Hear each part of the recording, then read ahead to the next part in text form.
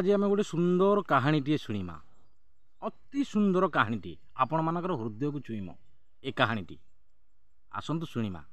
गोटे देश में गोटे राजा थिले बहुत माने राजांकर बहुत धार्मिका राजा। सी मंत्री के दिने कहले मंत्री महाशय तमे राधुआ बिली जो पिलाटा अच्छी से पिलाटा को डाकिकी तमें धरिकी सांगरे आसो। तार सी किसी पाठशाठ पढ़ी तार पक्ष किसी ज्ञान नाई ताकू धरिकी आणिले आमे साधु बाबा आश्रम छाड़ा। साधु बाबा किसी ना किसी ताकू पाठ पढ़े ज्ञान देवे आउ जहाँ जी बुद्धि शिखेबे। मंत्री से कहले हौ आज्ञा मु जीवी राधुआ को धरिकी डाकिकी आसबि। मंत्री कौन कले ना राधुआर गाँ को गले। राधुआर गाँ को जाइकी ता बापा बो सांगरे कथा हेले। कौन कथा हेले ना तम पुओ को राजा कहते मो सांगरे नहीं जीवा पाएगा आउ तम पुओर किसी बुद्धि सुद्धि किसी ना पाठशाठ किसी पढ़नी आ राजा कहते तम पुओ को नेले नेले कौ साधु पाखे छाड़े। सेठू राधुआर बापा बो राजी होगी सेठू हौ आज्ञा तमें मो पुओ को लेकिन जा। सेठू राधुआ को सांगरे धरिकी मंत्री बाहर आसवाई सांग हो आसिले तो आसिले जाकि राजा पाखरे जाकि पहुँचले। जितेबाला राजा पाखरे पहुँची गले राधुआर आ मंत्री राजा से कहले मंत्री की मंत्री महाशय तमें नहीं साधु बाबा आश्रम ए राधुआ को नहीं छाड़। से राधुआ को बाबा किसी पाठ साठ पढ़ेबे किसी बुद्धि शिखेबे किसी ज्ञान शिखेबे आ तमें नहीं राधुआ को आश्रम में छाड़। मंत्री महाशय से कौन कले ना राधुआ को सांगरे नहीं बाबा साधु बाबा आश्रम में पहुँचले। जितेबाला साधु बाबा आश्रम में मंत्री महाशय नहीं पहुँचले मंत्री महाशय कहले साधु बाबा को आज्ञा आओ ये राधुआ को आपण पाखे रखिए। राजा कहते साधु बाबा कौन कहले जान कौन कहले शुणु कहले नाई नाई मु ये राधुआ को रखिपारे यार किसी बुद्धि शुद्धि ज्ञान किसी ना जो कथाटा कहले से कथाटा घोषुची। बापा कहले कौच बापा बो कहले कौच बो तमें कहले कौच तमें जहाँ कहले गोटे कथा ही कहूँ मुझे रखिकी चल पारिनी। आज्ञा तमें मंत्री साहब महाशय तमें पुणी नहीं जा आउ कौटी छाड़ नहीं। मंत्री महाशय कहले आज्ञा तमें आकु टे शिखा बुद्धि जहाँ ज्ञान टे शिखा पाठशाठ टे शिखा बहु कथा कहवा भितर मंत्री महाशय साधु बाबा को साधु बाबा से राजी हेले। जितेबाला राजी हेले कहले हौ रखी आउ। राधुआ को साधु बाबा दिने कहले राधुआ तू कौन सब काम शिखिचु कौन सब जानिचु ना आपण जहाँ कहे मुझे करी आउ तू सब कम शिखुचु ना हाँ या कम करूँ ना हाँ गाई चरई पारू हाँ पाठ पढ़ी पारू ना हाँ सबू थर को तो हाँ। साधु बाबा कहले तू तो सबू थर को हाँ करुचु तू किसी तो द्वारा किसी तू किसी कर तू गोटे कम करे तू आज ये जो गाई पुंजाक अच्छा आश्रम आज चरईवा को लेकिन जा। क्या कहले साधु बाबा ना राधुआ को कहले। राधुआ कहला हौ आज्ञा मुझे नहीं जीवी। राधुआ से राधुआ को साधु बाबा कहले राधुआ रे तू गोटे कम करे चाउल माणक निए डाली चाउल किसी लुण फुण सब निए आ हंडा डेक्ची निए सेठी से गाई सेठी चरईबू से जंगल भितर आउ सेठी रोषेई करिकी खाइबू। आउ जितेबाला रोषेई सरीला भात जो अन्न जो करूँ ताकू कौन करू गोटे पतर पारिदेबू पानी टिके बुलेई देबू रामू को डाकिबू प्रथमे रामू को डाकिबू तापर खाइबू। आ ये राधुआ कौन कला चाउल माने धइला डाली डाली दीटा चाउल आलू तेल लुण जहाँ धरिकी गाई लेकिन गला जंगल को जंगल छाड़देला गाई चरिले सेठी जाइकी। जितेबाला गाई चरुछंद ना ये राधुआ कौन कला से जगह सफा करदेला हंडा टिका धुआ धुई करदेला हंडा डेक्ची से झरणार किसी पानी आनिला पानी आणिकी से भात रोषे आरंभ कला। जितेबाला चाउल गरम पानी गरम आसीगला चाउल आलू डाली फाली सब गोटे जगार पकईकी कला आउ चुली जाल दला से आस्ते आस्ते आस्ते आस्ते आस्ते सीझिला। जितेबाला परिष्कार सीझी गला से डेक्ची को ओह्लैदेला तले रखिला आणिकी पतर पतर खंडे तले पकिकी पारिदेला से डेक्ची जाक से ढाला पानी एमती बुलेदेला डाकिला से राम को କେଉଁଠି ତୁମେ ରାମ କେଉଁଠି ରାମ ଅଛୁ ଶୀଘ୍ର ଆସେ ନହେଲେ ମୁଁ ଖାଇଦେବି। ଯଦି ଆଇଲା ଆସିବୁ ନହେଲେ ମୁଁ ଖାଇଦେବି। ମାନେ ଇଆଡ଼େ ଅର୍ଣ୍ଣ ସବୁ ପତ୍ର ଉପରେ ଢାଳିଛି, ପାଣି ବୁଲିଆ ବୁଲି କରିଦେଇଛି, ରାମଙ୍କୁ ଡାକୁଛି। ସେଇଠୁ କ'ଣ ହେଲା, ମାନେ ଇଏ ରାଧୁଆ ଡାକୁଛି ଯଦି ରାମ ଶୀଘ୍ର ଆସେ, ଆଇଲେ ଯଦି ଖାଇବୁ ମାନେ ଆସିଲେ ଯଦି ଆସିବୁ ନହେଲେ ନାହିଁ ମୋର ମୁଁ ଖାଇଦେବି। ମାନେ ରାଧୁଆ କହୁଛି, ରାମଙ୍କୁ ଡାକିଲା। ରାମ ଆସିକି ନ ପହଞ୍ଚୁ ହେଲା ସମୟରେ ଆସିକି ପହଞ୍ଚିଲା ସମୟରେ ଇଏ ରାଧୁଆ କ'ଣ କରିଛି, ଖାଇବାକୁ ବାହାରିଲାଣି। ରାମ କ'ଣ କହୁଛନ୍ତି ଦେଖନ୍ତୁ, ରାମ କହୁଛନ୍ତି ଆରେ ରାଧୁଆ ତୁ ତ ମୋତେ ଡାକିଲୁ, ଡାକିଲା ପରେ ମୁଁ ଆସୁଛି, ତୁ ମୁଁ ନ ଆସିବା ପୂର୍ବରୁ ତୁ ଖାଇବାକୁ ଗଲେ ବାହାରିଲାଣୁ। ଇଏ ସାଧୁଆ କହିଲା ରାମ ମୋତେ ତ ଆମ ସାଧୁ ତୁମକୁ କହିନଥିଲେ ଖାଇବା ପାଇଁ, ତୁମକୁ କହିଥିଲେ ଡାକିବା ପାଇଁ, ଆଉ ତୁମେ ତ ଖାଇବା ପାଇଁ କହିନଥିଲେ। ଇଏ ରାମ ସେଇଠୁ କ'ଣ କହୁଛନ୍ତି ରାଧୁଆକୁ, ଆରେ ରାଧୁଆ ମୁଁ ସେଥିରୁ କିଛି ଖାଇବି, ମୁଁ ଆସିଛି ଯେତେବେଳେ ନ ଖାଇଲେ ପୁଣି ଖରାପ ହେବନି। ଏ ରାଧୁଆ କ'ଣ କଲା, ସେ ମାଣକରୁ ଅଧେ ଦେଲା ରାମକୁ ଖାଇବାକୁ। ରାମ ଖାଇଲେ, ପୁଣି ଗଲେ। ରାଧୁଆ ସେଇଠୁ ଗାଈ ପୁଞ୍ଜାକ ଧରିକି ସନ୍ଧ୍ୟାବେଳକୁ ଆସିଲା। ସାଧୁଙ୍କୁ କହିଲା ଆଜ୍ଞା ଇଏ ମାଣେ ଚାଉଳ ଯେଉଁ ଦେଉଛ ମୋ ପେଟକୁ ପାଉନି, ତୁମେ କହିଲ ରାମକୁ ଡାକିବା ପାଇଁ, ରାମ ଆସିକି ମୋ ସାଙ୍ଗରେ ଭାଗ ହେଲେ। ପୁଣି ରାଧୁଆ କହିଲା ସତରେ ନା କ'ଣ, ହଉ ଠିକ୍ ଅଛି ଆଉ ମାଣେ ନେଇଯିବୁ।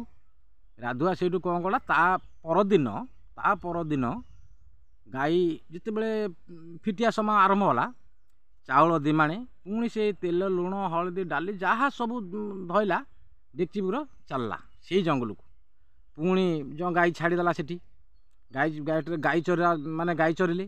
ଏ ରାଧୁଆ କ'ଣ କଲା, ପୁଣି ସଫାସୁତୁରା କରିକି ପାଣି ଆଣିକି ପୁଣି ବସେଇଲା ଅର୍ଣ୍ଣ। ଯେତେବେଳେ ରୋଷେଇ କରିବାକୁ ଆରମ୍ଭ କଲା, ପାଣି ଗରମ ହେଲା, ପୁଣି ଚାଉଳ ସବୁ ତ ଏକାଥରେ ପକେଇକି ଘାଣ୍ଟ କଲା ଭଳିଆ ପୁରା କଲା, ସବୁ ଚାଉଳ ପକେଇଲା, ଡାଲି ପକେଇଲା, ଆଳୁ ପକେଇଲା, ଲୁଣ ଯାହା ସବୁ ସେ ଭିତରେ ପକେଇ ପୁରା ଇଏ ଗଲା। ରୋଷେଇ ଶେଷ ମାନେ ହେଇଗଲା ଯେତେବେଳେ ପୁଣି ସେ ଡେକ୍ଚିକି ବାହାରକୁ ଓହ୍ଲେଇଲା, କାଢ଼ିଲା, ପତ୍ର ପୁଣି ପାରିଦେଲା। ସେ ସବୁଯାକ ରୋଷେଇ ଯେଉଁ କରିଥିଲା ଅର୍ଣ୍ଣ ତାକୁ ସବୁ ସେ ପତ୍ର ଉପରେ ଢାଳିଦେଲା, ପାଣିକି ବୁଲେଇ ଦେଲା। ପୁଣି ରାମକୁ ଡାକିଲା ପରେ କହିଲେ ରାମ ଯଦି ଆସିବୁ ନହେଲେ ପୁଣି ଆଜି କାଲି ତୁ ଆଇଲୁ ଡେରିରେ, ନହେଲେ ପୁଣି ଆଜି ମୁଁ ଖାଇଦେବି, ଶୀଘ୍ର ଆଜି ଆସେ। ରାମ ଯେତେବେଳେ ବାହାରିଲେ, ଏ ରାଧୁଆର କଥା ଶୁଣିକି ସେଇଠି ପାଖରେ ଥିଲେ ସୀତା। କହିଲେ ପ୍ରଭୁ ତମେ ସବୁଦିନ କୁଆଡ଼େ ପଳାଉଛ, କ'ଣ ମୋତେ କିଛି କହୁନ, କିଛି ନାହିଁ, କେଉଁଠି କ'ଣ କରିକି ଆଉଛ, ମୋତେ ଟିକେ ସାଙ୍ଗରେ ନେଲେ ହୁଅନ୍ତାନି। ମୁଁ ତୁମ ସାଙ୍ଗରେ 14 ବର୍ଷ କାଳ ରହିଲି, କେତେ ଦୁଃଖ ସୁଖରେ ଦିନ କାଟିଲେ। ରାମ କହୁଛନ୍ତି ସୀତାଙ୍କୁ ତମେ ଯିବ ନା, ହଁ ମୁଁ ଯିବି। ରାମଙ୍କର ସୀତାଙ୍କର ସେଇଠୁ ଆସିକି ଇଏ ରାଧୁଆ ପାଖରେ ପହଞ୍ଚିଗଲେ। ରାଧୁଆ ଦେଖିଦେଇକି ରାମଙ୍କୁ କହିଲେ ଏ ରାମ ତୁ ତ ଏକୁଟିଆ ଆସିବୁ ବୋଲି କହିଥିଲୁ, ପୁଣି କ'ଣ ଗୋଟେ ସ୍ତ୍ରୀ ଲୋକକୁ ସାଙ୍ଗରେ ଧରିକି ଆଇଛୁ। ନାଇଁ ମୁଁ ଆଉ ଦେଇପାରିବିନି, ତୁ ସେ ଯେଉଁ ତୋ ପାଇଁ ମାଣେ ଆଣିଥିଲି ସେ ମାଣକରୁ ତୁ ଖା, ଆଉ ତୁ ସେ ସ୍ତ୍ରୀ ଲୋକକୁ ଦିଏ, ମୋ ଭାଗରୁ ମୁଁ ଦେଇପାରିବିନି। ରାମ ସେଇଠୁ କହୁଛନ୍ତି ରାଧୁଆରେ ତୁ ଖା, ଆଉ ଯେଉଁ ମାଣକ ଦିଏ ଆମେ ସେଥିରୁ ଅଧା କରିକି ଆମେ 2 ଜଣ ଯାକ ଖାଇଦେବୁ। ସେଇଠୁ ଖାଇଲେ, ରାମ ଆଉ ସୀତାଙ୍କର ସିଏ ଖାଇଲେ, ରାଧୁଆ ସେଇଠୁ ଖାଇଲା। ରାମ ସୀତା ସେଇଠୁ ଗଲେ। ଇଏ ରାଧୁଆ ଗାଈ ପୁଞ୍ଜା ନେଇକି ସେ ପୁଣି ଗଲା ଆଶ୍ରମକୁ। ଆଉ ପୁଣି ସାଧୁଙ୍କୁ କହିଲା ସାଧୁ ବାବା ଆଜି ତମେ ଯେଉଁ ରାମକୁ କହିଲ ସେ ଏକା ଆସୁଥିଲେ, ଆଜି ପୁଣି ସାଙ୍ଗରେ ଗୋଟେ ସ୍ତ୍ରୀ ଲୋକକୁ ସାଙ୍ଗରେ ଧରିକି ଆସିଛନ୍ତି। ସେ ତାଙ୍କ ମାଣକ ସିଏ ଅଧା କରି ଖାଇଲେ, ଆଉ ମୋ ମାଣକ ମୁଁ ଖାଇଲି, ତମେ କାଲି ଆଉ ମାଣେ ଦେବ। ସାଧୁ କହିଲା ତୋର ସତ କହୁଛୁ ନା କ'ଣ, ଖାଲି ମିଛରେ କହିକି ନେଉଛୁ ନା, 2 ମାଣେ ଦେଲି ପୁଣି ଆହୁରି ମାଣେ ହଉ। ପୁଣି ତା ପରଦିନ ଯେତେବେଳେ ଗାଈ ଫିଟିଆ ଆରମ୍ଭ ସମୟ ହେଲା, ରାଧୁଆ ଗାଈ ଫିଟେଇଲା, 3 ମାଣେ ଚାଉଳ ଧରିଲା, ସେଇଠୁ ତେଲ ଲୁଣ ଡାଲି ଯାହା ଧରିକି ସେଇଠୁ ଗାଈ ନେଇକି ଜଙ୍ଗଲକୁ ଗଲା। ଜଙ୍ଗଲରେ ସେଇଠୁ ଗାଈ ଛାଡ଼ିଦେଲା, ସେମିତି ରୋଷେଇ କଲା। ରୋଷେଇ ଶେଷ ହେଲା ପରେ ପୁଣି ପତ୍ର ପାରିଦେଲା, ପାଣି ବୁଲେଇ ଦେଇକି ପୁଣି ଡାକିଲା ରାମକୁ। ରାମ କେଉଁଠି ଅଛୁ, ଯଦି ଆସିବା କଥା ଆସେ, ନହେଲେ ପୁଣି ଆଜି ଆଉ ଡେରି କଲେ ମୁଁ ରହିପାରିବିନି, ମୁଁ ଖାଇବା କଥା ଖାଇଦିଏ, ମୋତେ ଭୋକ ହେଲାଣି। କିଏ କହୁଛି, ରାଧୁଆ କହୁଛି ଏ କଥା। ସେଇଠୁ ରାମ ସୀତା ଯେତେବେଳେ ବାହାରିଲେ, ସେଇଠି ଥିଲେ କିଏ ନା ହନୁମାନ, ବଜରଙ୍ଗବାଲି ହନୁମାନ ଥିଲେ। ସେ କହିଲେ ପ୍ରଭୁ तुम सबुदिन कौन कुआड़े जाऊच के तुम हाथ कौन बहुत बास्ना स्मेल भल भल बास्ना होची आ मत मुझे सांगरे जी। राम से कौन कहले हनु को कहले हनु तू जीवु ना हाँ से राम सीता हनु आसिकी पहुँची गले राधुआ पाखे। जिते राधुआ पाखे पहुँची गले राधुआ कहूची ए राम कौन आज से काली तो गोटे स्त्री लोक धरिकी आइलु आज कौन गोटे माकुड़ को सांगे धरिकी आईचु। ये हनुमान कहते राम को आज्ञा प्रभु ये लोकटा केते माने कष्टली कथा कहूँ। राम कहते नाई रे हनु ये या कथार ना बहुत माने बहुत ये अच्छी ये जो राधुआ कथा ना बहुत माने आत्मा को खुशी लगुच कथा गुड़ाक एत सुंदर भाव भाव याटी अच्छी एत भाव डाकुची ये लोक सहित मत मजा करने को बहुत खुशी लगे। या कथार मिठा अच्छी ये राधुआ कथार मिठा अच्छी राम कहते हनु को से राधुआ कला देख मु जो दिमाणे तुम आनी तुम से खिया कथा करके तुम जहाँ करा था तुम तुम बाटर जा मो भागुर मुझे देविनी। से राम कहले हाँ ठीक अच्छे तू भाग तू खा आमको जो दिमाण कर दिए आम ताको बांटी गुंटी खाई जीवु। से राम हनु सीता से खाई बाटर सी गले राधुआ खाइला गाई धरिकी संध्या को पुणी आश्रम को आसला। साधु बाबा को कहला साधु बाबा आउ गोटे कथा शुणु तुम जो राम कहल गोटे स्त्री लोक धरिकी आला पुणी हनुमान को धरिकी आला पुणी आज आउ माणे दियो 3 माणे 4 माणे चाउल नहीं गले आम 4 जन खाइबू।